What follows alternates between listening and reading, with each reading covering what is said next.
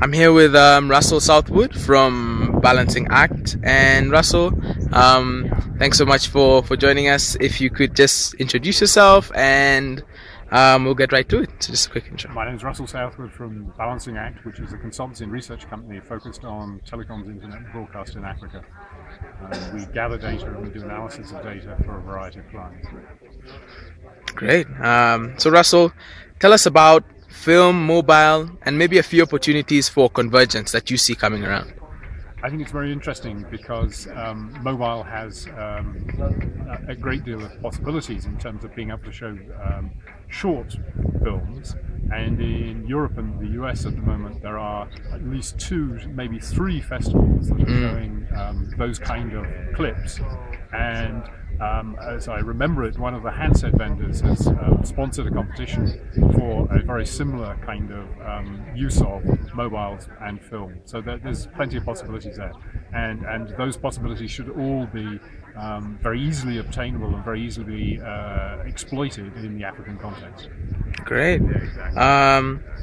With regards to ecosystems for, I guess you could say, for development within mobile, and just based on some of the research you've done, are there any promising developments within Africa that you could highlight that you think are worth paying close attention to?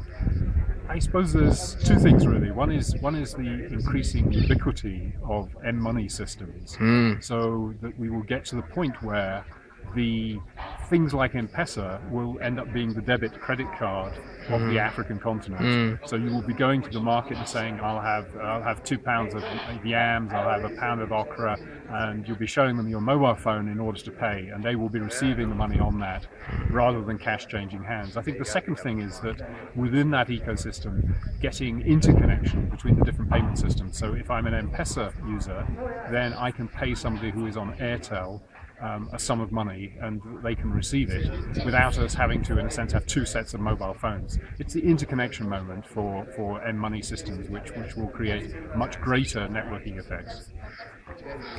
And based on your research, any projections within the telecom space that you see coming in 2011? Any big development you think we should be watching out for?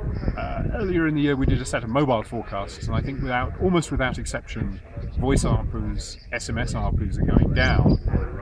In these circumstances, it's only a case of whether they go down faster or slower, and it's usually to do with competition. And the only way of reversing that trend, in our view, is to focus on data. And data means expanding the possibilities that exist for the mobile internet, and that is becoming possible in Africa as the spread of smart function phones, the spread of smartphones.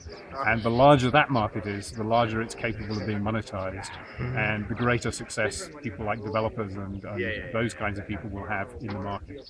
Great. All right, Russell, thanks so much for chatting to us. Good to talk to you.